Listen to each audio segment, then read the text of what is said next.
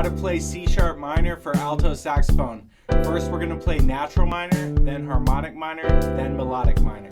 Alright, let's play it together.